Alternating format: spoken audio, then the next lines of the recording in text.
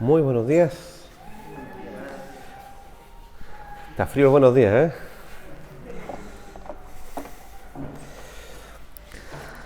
Hoy día estamos en un salmo, Salmo 132. El título del sermón es Clamando basado en las promesas de Dios. Clamando basado en las promesas de Dios. Como ustedes saben, este es un salmo de ascenso hasta 134, salmo que cantaban el pueblo de Israel mientras peregrinaban a Jerusalén. Y este salmo es un salmo bastante especial porque si uno lo lee a primera vista y lo lee una, incluso dos, tres veces, se empieza a encontrar con palabras que no son tan conocidas para nosotros o son conocidas de manera bien como ideal, pero no en la práctica. Se encontrará usted acá con palabras como juramento, prometió, pacto, tabernáculo, corona, ungido, testimonio. Son palabras que no usamos habitualmente y que no están en nuestra vida cotidiana. Por tanto, cuando queremos interpretar este salmo, nos encontramos con una distancia que decimos, ¿cómo interpretamos este salmo? O sea, ¿a qué se referiría también? Y también nos encontramos que para poder entender este salmo, debemos conocer quién era David, por ejemplo, cuál es la promesa que David le hizo a Jehová, cuál es la promesa que Jehová le hizo a David y cómo Dios desarrolló y estableció su reino durante el Antiguo Testamento y el reino prometido. Son varias palabras, ¿cierto? Reino, testimonio, promesa, pacto, son palabras que son distantes a nuestra vida cotidiana. Por tanto, hoy día queremos acercar eso a nuestra vida, recordando lo siguiente. Y vamos a partir por un personaje de la Escritura que para usted quizás sea un poquito más conocido. Si ustedes dicen un rey conocido de Israel, ustedes dirán, el David, ¿cierto? David. Y aquí comienza el Salmo diciendo, acuérdate, oh Jehová, están vivos, ¿cierto? Sí. David, ¿cierto? Y de toda su aflicción. Entonces uno podría preguntarse quién era David. David fue el segundo rey de Israel luego de Saúl. Saúl fue rechazado por Dios por su desobediencia y Dios establece, unge a David como rey, pero fue rey luego de 15 años. Él fue ungido a los 15 años, era pastor de ovejas. Se recuerdan que venció a Goliat y a los filisteos, pero después pasaron 15 años más para que recién David pudiera ejercer como rey establecido. Entonces vemos que hay una espera de 15 años ahí, desde que fue ungido hasta que fue establecido en el reinado. Y aquí dice, acuérdate, Jehová, de David y de toda su aflicción. Uno se pregunta, ¿qué aflicción sufrió David? Les pregunto, ¿saben por qué esperó 15 años David?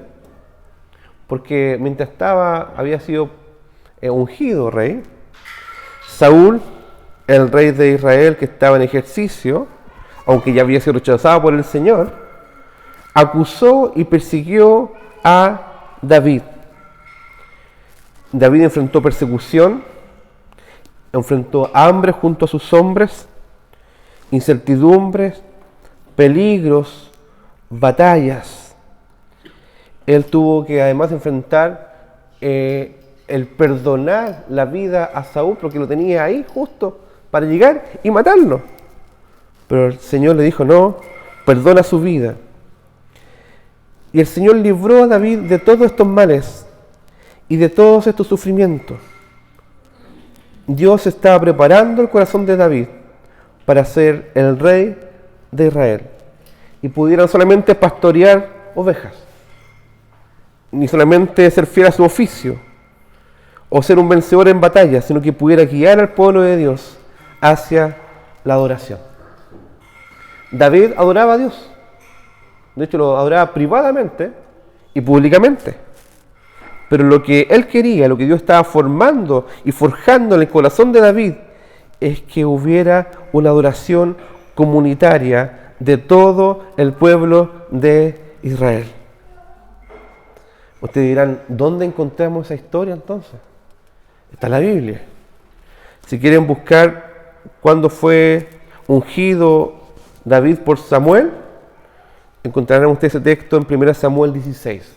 Búsquenlo ahí, anótenlo, 1 Samuel 16.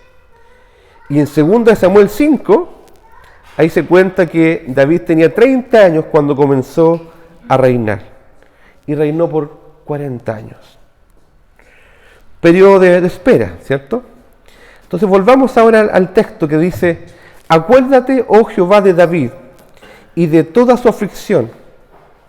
Ya sabemos quién era David, lo que sufrió. Y después versículo 2 del Salmo dice: y de cómo juró a Jehová y prometió al fuerte de Jacob, al fuerte de Israel, lo siguiente. Fíjense este clamor de David por la adoración. No entraré en la morada de mi casa, ni subiré sobre el lecho de mi estrado. Esto obviamente es algo poético. Dice, no voy a ir a descansar, no voy a acostarme, no voy a dar sueño a mis ojos, ni mis párpados van a dormir, hasta que encuentre un lugar para Jehová, una morada para el fuerte de Jacob. Él llegó al reinado y hubo ya paz. Fue establecido en el reino, los líderes, los ancianos de las ciudades y de las tribus lo confirmaron como rey, y él pidió una cosa al Señor. Habla con Natán y le dice, no puede ser, en palabras coloquiales estoy diciéndolo obviamente, que yo viva entre cedros, una casa ostentosa, lujosa, cómoda, y veo que el Señor es adorado en un tabernáculo y no en un templo. El Señor le responde, obviamente, que Él no habita en templos hechos por manos de hombres. De hecho, no lo puede contener un templo. Es imposible que pueda contenerlo.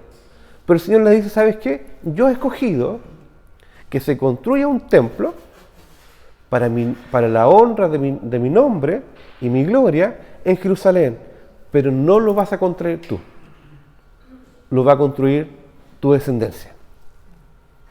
Entonces vemos que David tenía un amor por la gloria de Dios, un amor por la adoración a Dios. Pasó aflicción para que hubiera una adoración comunitaria.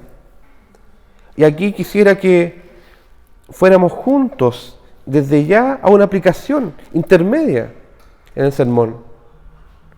Esto que vivió David, el sufrimiento que vivió David, estaba enfocado en perseverar, en buscar la adoración no solamente individual, sino también de toda la comunidad. David esperó 15 años y podría haber dicho, hasta aquí no llegamos, es suficiente. Me andan buscando los ejércitos, Saúl me está persiguiendo, he pasado hambre, estoy durmiendo en cuevas. Fíjense lo que está pasando. Alguien que está desolado, alguien que está arrancando. No es sencillo vivir arrancando del peligro. Tuvo una amistad con Jonatán después fue muerto. Los sacerdotes fueron muertos también. Vio aflicción de lo que estaba pasando por la desgracia que estaba ocurriendo por el gobierno de Saúl. Pero David fue guardado en su corazón para que promoviera, para que llevara esa gloria y la adoración a toda la comunidad. Aplicación rápida.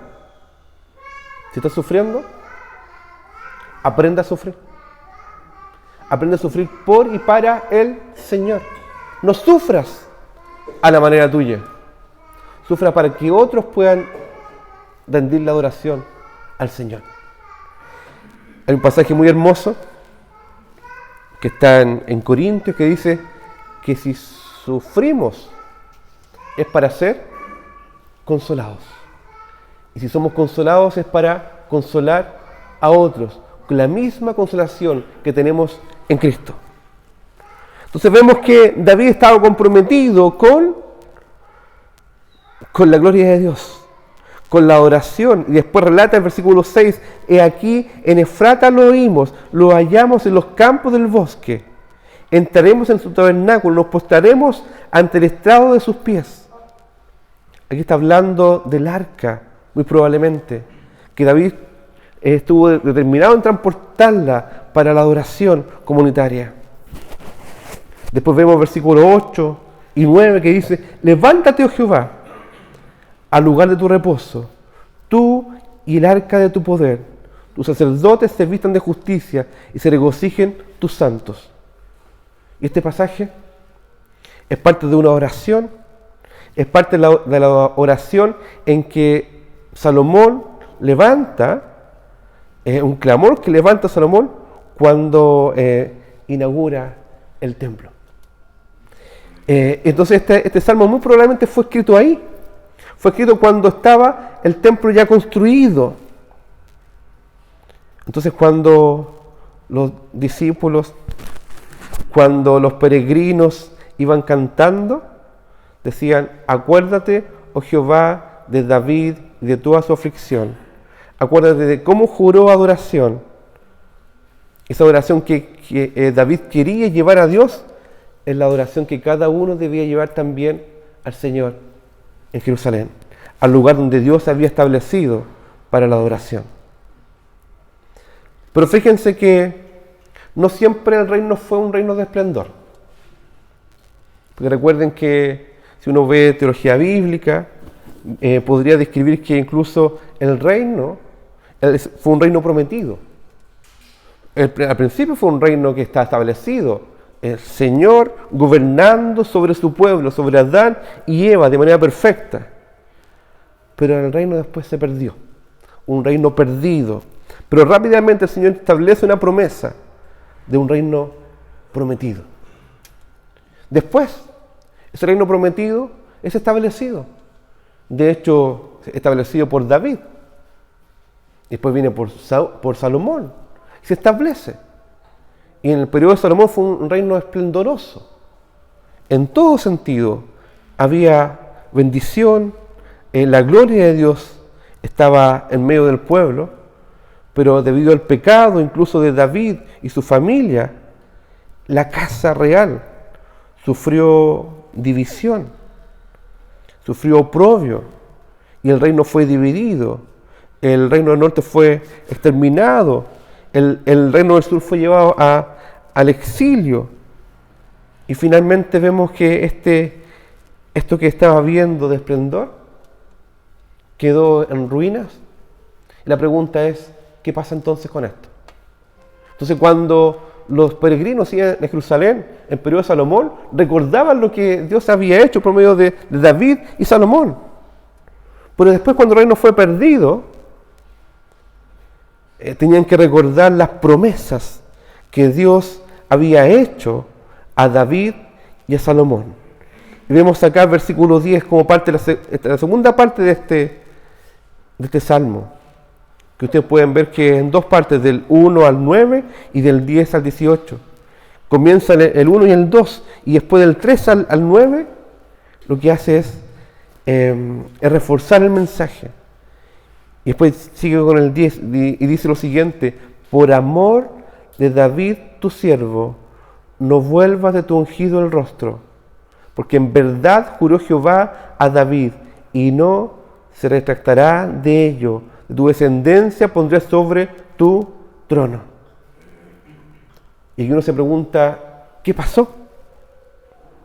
Si de hecho ustedes avanzan con la historia de Israel, vemos que hay un reino que está dividido. Hay el reino del norte que fue destruido, el reino del sur fue llevado al exilio y ya no tienen rey. La pregunta es, ¿qué pasa acá entonces?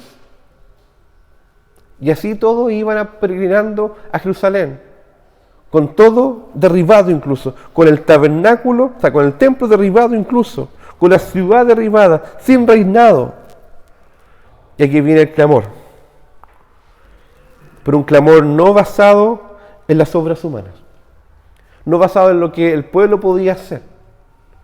Es un clamor basado en las promesas y el juramento del pacto de Dios. ¿Han hecho alguna vez un pacto? Pacto es una palabra que no es muy usual en este tiempo. Aquí me muestra Germán un pacto, ¿cierto? Las señales del pacto, un anillo, ¿cierto? El matrimonio, ¿cierto? Pero también uno puede pactar ciertas cuotas, ¿cierto? Donde el que recibe esas cuotas, antes de firmar los pagarés, ¿cierto? Y tenía un montón de pagarés ahí, y tenía la vida en tus manos, ¿cierto? Hay alguien que hace valer ese pacto. Pero un pacto para nosotros es un acuerdo entre dos partes, sí, es verdad. Pero parecería que fueran dos partes, entre comillas, iguales, que van libremente a hacer este pacto. Que yo te doy esto, tú me das esto otro. Pactamos y acordamos. Pero un pacto con Dios es en dos partes también, pero hay una gran diferencia. El pacto con Dios es Dios soberano, poderoso, que no tiene por qué hacer un acuerdo con nosotros, sino por su gloria, por su amor y misericordia. Y nosotros que no tenemos nada que ofrecer a este pacto, pero sí se nos demanda algo, se nos demanda obediencia. Esto es un pacto de vasallaje. Es el Señor con sus súbditos. Y el Señor nos pregunta, oye, ¿quieres hacer un pacto conmigo? Hagamos un acuerdo. Como si fuera Dios diciendo, ¿sabes qué? Que yo hago algo contigo porque me conviene. El Señor no lo hace porque va a querer sacar algo de ti, sino que es al revés. Él te pone en relación pactual, de pacto, para que lo obedezcas a Él, porque tú le demandas, el Señor te demanda adoración, porque tú le debes adoración a Él, porque Él es el Señor y el Creador. Por tanto, no es que, cuando hablamos de pacto, no es que el Señor me da y yo le doy. Sí, Él te da y tú le das, pero el Señor te lo da de manera generosa, llena de gracia, porque lleno de autoridad, de poder. Y tú le das, ¿qué cosa? Obediencia y adoración. Confianza, obediencia y adoración. Y fíjense, acá habla el versículo 11 que en verdad juró Jehová a David. Dios hizo un pacto con David, Dios hizo un pacto con su casa y no se va a retractar de ello. Porque cuando Dios hace un pacto con su pueblo, lo hace de manera perfecta, Él no cambia, no hay mudanza, no hay variación en Él, Él no miente, Él dice la verdad, no hay sombra de variación en el Señor. El Señor lo que dice, lo va a hacer. Lo que promete, lo cumple. Y aquí vemos que este salmista se ampara en las promesas de Dios. Probablemente ya estaba desolación, ya había destrucción, ya había señales incluso de la división del reino. Y el salmista dice, Señor, acuérdate de tu pacto. Acuérdate de lo que tú prometiste, de lo que tú juraste a David. Y yo sé que tú no te vas a retractar, Señor, porque tú dijiste que iba a haber descendencia sobre el trono de David. ¿Me sigue? ¿Pero qué pasa? ¿Qué pasó entonces? ¿Fallaron las promesas de Dios? Ya no hay descendencia de David en el trono. ¿Falló algo? El Señor siempre cumple sus promesas. No fue con linaje de David de manera como el hombre lo esperaba, pero sí fue de la línea de David. ¿Saben por qué? Porque Jesús, del linaje de David, fue el rey que vino a reinar como David, como Salomón y como el resto de los reyes. Tuvo que haberlo hecho. Porque Jesús es el mejor y el verdadero rey. En verdad juró Jehová a David, y no se va a retractar de ello, de su descendencia pondré sobre tu trono. ¿Saben?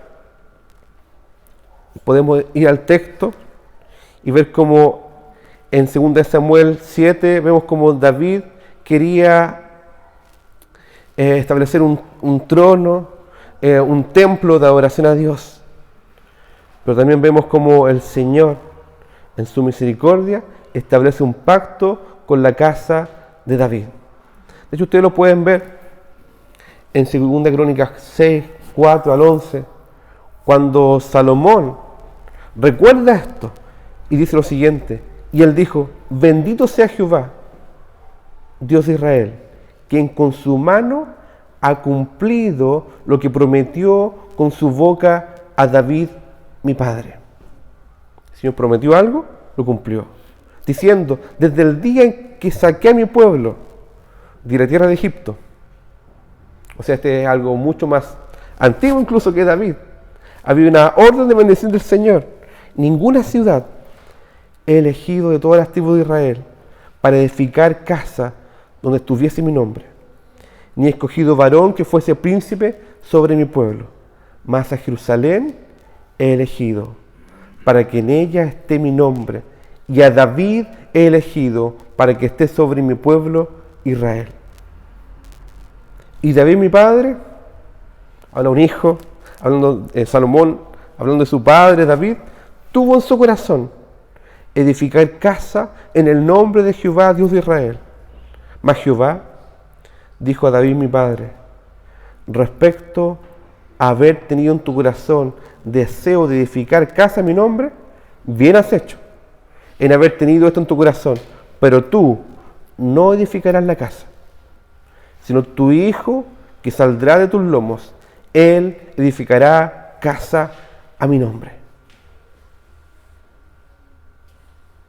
Entonces vemos que efectivamente se cumple esta promesa. Pero además le dice que su reino no tendría fin. ¿Se recuerda esa promesa?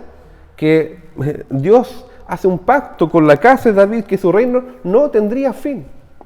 Iba a ser un reino eterno, que no iba a acabar, iba a ser perfecto. Pero lamentablemente, vemos que ese reino sí tuvo un término, de forma humana. Pero gracias al Señor, que no tuvo un término desde lo divino, porque el Señor estableció que de la casa de David se levantara un rey, y ese rey era Jesús. Efectivamente, ustedes ven que al principio el salmista se ampara en David como intercesor, alguien que busca la gloria del Señor. Pero David no fue perfecto. David, con todo, aunque buscó la gloria del Señor, no fue suficiente. No fue suficiente para que el Señor dijera sí por medio de él. Pero hay uno que fue suficiente. Fue perfecto, y ese fue Cristo, el que intercede por su pueblo y también intercede hoy por ti, para que permanezcas basado en las promesas del Señor. ¿Han escuchado a alguien que te dice, voy a estar orando por ti? A veces eso no ocurre, te lo digo desde ya. Pero a veces, y yo creo que muchas veces, sí ocurre. Y personas te dicen, he estado orando por ti. Y uno sabe que es verdad. Y uno sabe que sí, debe ser, porque si no fuera por esa oración, mi vida estaría derribada y destruida. O quizás incluso alguien oró por ti, muchos años. Quizás tuviste un familiar que oró por ti, O has tenido un abuelo, una abuela que oró por ti. Un padre, una madre que ha orado por ti. Para que te vuelvas al camino. Y esa oración, wow, viene y se cumple. Y qué bueno. Pero hay alguien que constantemente, continuamente, intercede por ti. Y ese es Cristo. El Rey, el ungido, el intercesor perfecto, que ruega por tu vida. ¿Qué les pasa cuando escuchan que Cristo ruega por tu vida?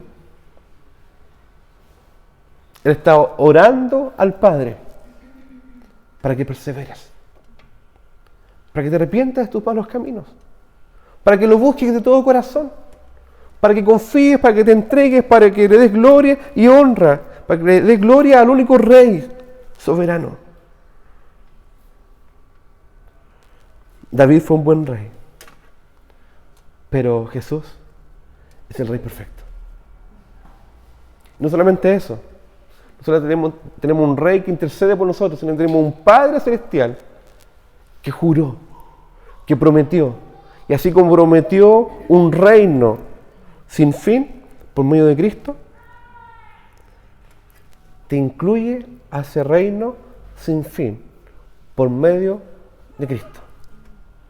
Usted dice, ¿qué tiene que ver David, Israel conmigo?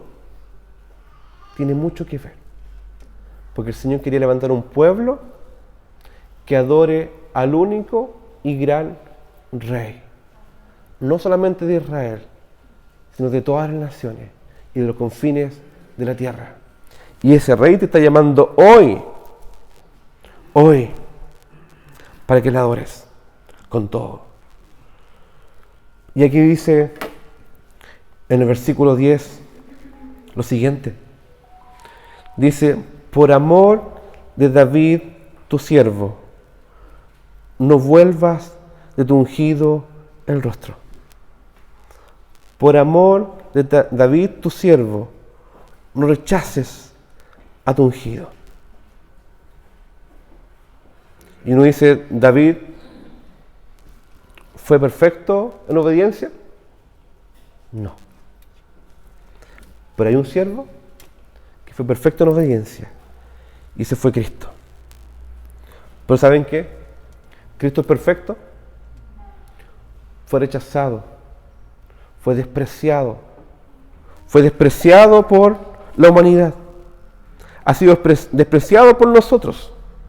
De hecho dice, se levantarán los reyes de la tierra, según Salmo 2, y lo vemos también después en Hechos, y príncipes consultarán unidos contra Jehová y contra su ungido, diciendo, rompamos sus ligaduras, echemos de nosotros sus cuerdas. Vemos que el ungido fue rechazado por los hombres, pero para ser aceptado por el Señor.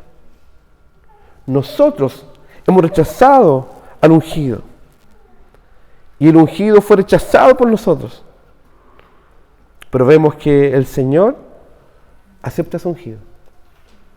Y acepta incluso a quienes han rechazado a ese ungido, por amor de su nombre. Entonces vemos lo siguiente. Vemos que el Señor, a quienes rechazaron al Señor, Él los acepta. Y vemos que avanza esta promesa de reinado. Cuando no había rey en Israel, cuando había desolación, había destrucción, y pasaron años y años en que no sabían qué estaba pasando, hasta que alguien viene y dice, el reino de Dios se ha acercado. ¿Por medio de quién? Cristo, del linaje de David. De hecho, Lucas lo relata de esta forma. Lucas 1, el 30 al 33 dice, entonces el ángel les dijo, María, no temas porque has hallado gracia delante de Dios. Y ahora concebirás en tu vientre y darás a luz un hijo y llamarás su nombre Jesús. Este será grande y será llamado Hijo del Altísimo. Y el Señor Dios le dará el trono de David su padre. Y reinará sobre la casa de Jacob para siempre, y su reino no tendrá fin. Vemos que Jesús es el cumplimiento de la promesa. Y en ese cumplimiento estamos incluidos nosotros también. Tú eres parte de este pueblo si has creído en el Señor. Pero no eres parte de este pueblo para andar con el pueblo solamente caminando nomás. No eres parte de la multitud solamente. Eres parte de la multitud que se debe postrar delante de Dios, delante del Rey. Y dice lo siguiente, 1 Timoteo dice lo siguiente: por tanto, al Rey de los siglos, inmortal, invisible, al único y sabio Dios, sea honor y gloria por los siglos de los siglos. Amén. Me encanta este pasaje, este salmo. ¿Por qué? Porque habla de un reinado y porque habla de un pacto.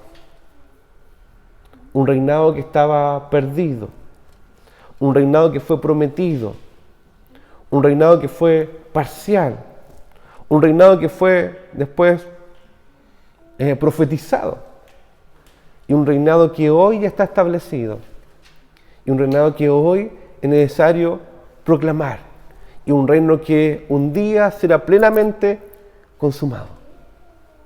Pregunta: ¿en qué parte estamos? ¿Reino perdido? ¿Reino profetizado? No, estamos en el reino establecido y en el reino que se está proclamando, y estamos proclamando que un día se va a completar y se va a consumar perfectamente. Eso nos da esperanza. Eso nos da esperanza de que no estamos en las penumbras. No estamos viendo qué va a pasar. Lo sabemos. Un día vendrá el Rey de Gloria. Y juntos lo vamos a adorar. Juntos lo vamos a adorar. Y me encanta también que sea basado en el pacto. Basado en el pacto de Dios. En la promesa de Dios. Y recuerdo acá,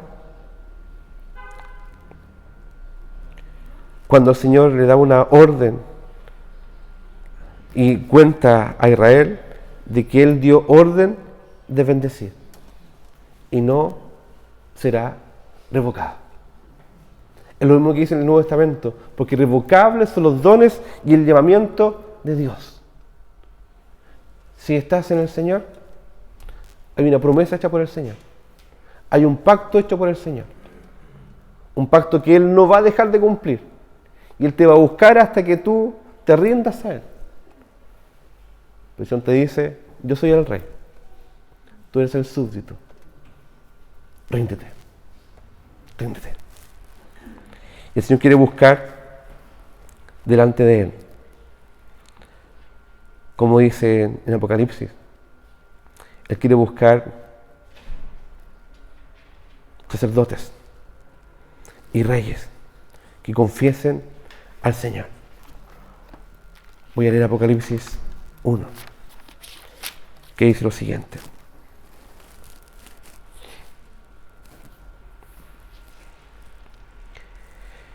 Juan, a las 7 iglesias que están en Asia, gracia y paz a vosotros, del que es, y que era, y que ha de venir, y de los 7 espíritus que están delante de su trono, y de Jesucristo, el testigo fiel, el primogénito de los muertos, y el soberano de los reyes de la tierra, al que nos amó y nos lavó de nuestros pecados con su sangre, nos hizo reyes y sacerdotes para Dios, su Padre.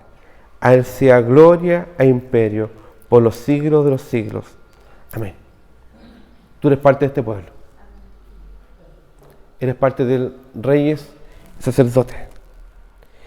Y como dice Pedro, somos linaje escogido para anunciar las virtudes de aquel que nos llamó de las tinieblas a su luz admirable.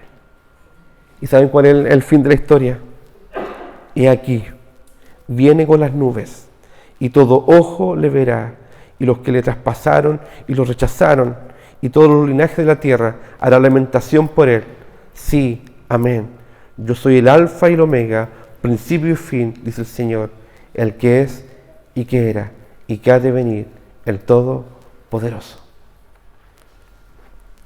El Dios soberano es un Dios de pacto y un Dios fiel, que cumple sus promesas, pero que demanda a quienes establecen relación de pacto que lo obedezcan, que confíen en Él, que se alegren en Él. ¿Estás sufriendo? ¿Estás siendo tentado? Persevera. Persevera en el Señor. ¿En qué? En esperar su venida. ¿Cómo esperamos? Pacientemente y anunciando su gloria. Te pregunto, como hijos del Rey, ¿qué nos queda entonces? ¿Confiar? ¿Proclamar? Y esperar la entrada triunfal del Señor. Si estás confundido, desesperado, angustiado, desesperanzado, en el Evangelio hay esperanza, pero verdadera esperanza de gloria.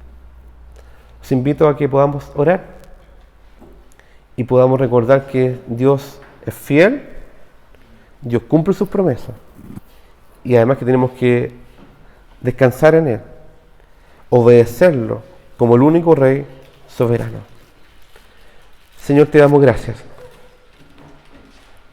porque tú eres el Rey de los siglos, eres el inmortal, el invisible, eres el único y sabio Dios, el digno de honor y de gloria por los siglos de los siglos. Amén. Y te pedimos, Señor, que siendo parte de este pueblo podamos confesarte como Rey, siendo tú el Rey verdadero, el mejor y verdadero Rey. Gracias porque tú estás estableciendo un reino y ese reino será consumado cuando tú vengas en tu gloria y majestad. Mientras tanto, Señor, te pedimos que podamos estar esperanzados, rendidos a ti, Señor, humillados delante de ti, clamando por tu salvación, no solamente para nosotros, sino para tu pueblo en todas las naciones. Estamos aquí para servirte, para amarte, para honrarte, para confiar en ti. Te lo pedimos, Señor, en el nombre de Jesús. Amén.